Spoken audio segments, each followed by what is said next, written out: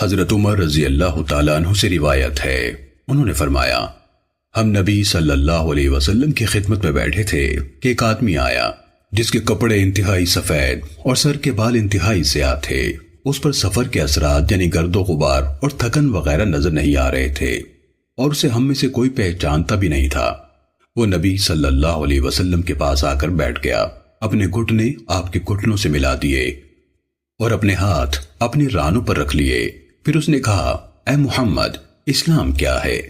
نبی صلی اللہ علیہ وسلم نے فرمایا، اس بات کی گواہی دینا کہ اللہ کے سوا کوئی معبود نہیں اور میں یعنی محمد اللہ کا رسول ہوں، نماز قائم کرنا، زکوٰۃ دینا، رمضان کے روزے رکھنا اور بیت اللہ کا حج کرنا۔ اس نے کہا، آپ نے سچ فرمایا۔ ہمیں اس پر تعجب ہوا کہ آپ صلی اللہ علیہ وسلم سے سوال کرتا ہے اور خود ہی تصدیق بھی کرتا ہے کہ آپ کا جواب صحیح ہے۔ پھر اس نے کہا، اے محمد، ایمان کیا ہے؟ نبی صلی اللہ علیہ وسلم نے فرمایا، ایمان یہ ہے کہ تو اللہ پر، اس کے فرشتوں پر، اس کے رسولوں پر، اس کی کتابوں پر، قیامت پر اور اچھی بری تقدیر پر ایمان لائے۔ اس نے کہا، آپ نے سچ فرمایا۔ ہمیں اس پر تعجب ہوا کہ آپ صلی اللہ علیہ وسلم سے سوال بھی کرتا ہے اور آپ کی تصدیق بھی کرتا ہے۔ پھر اس نے کہا، اے محمد، احسان کیا ہے؟ نبی صلی اللہ علیہ وسلم نے فرمایا، احسان یہ ہے کہ تو اللہ کی عبادت اس طرح کرے گویا تو اسے دیکھ رہا ہے، اگر تو اسے نہیں دیکھتا تو وہ تو تجھے دیکھتا ہے۔ اس نے کہا، قیامت کب آئے گی؟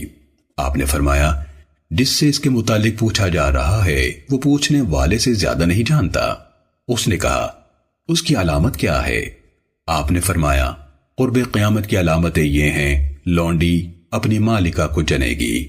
وکیع رحمت اللہ علیہ نے کہا، یعنی عجم کی عورتوں سے عربوں کی اولاد ہوگی، اور یہ کہ تم ایسے لوگوں کو دیکھو گے جن کے پیروں میں جوتیاں نہیں، جسم پر کپڑے نہیں، مفلس ہیں، کھانے کو خوراک نہیں، بکریاں چراتے ہیں، لیکن پھر ان کے پاس اتنی دولت آ جائے گی کہ ایک دوسرے سے بڑھ کر بڑی بڑی عمارتیں بنائیں گے۔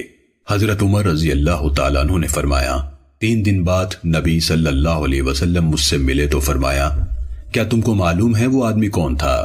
میں نے عرض کیا، اللہ اور اس کے رسول کو زیادہ معلوم ہے۔ آپ نے فرمایا، وہ جبرائیل علیہ السلام تھے، تم لوگوں کو تمہارے دین کی اہم باتیں سکھانے آئے تھے۔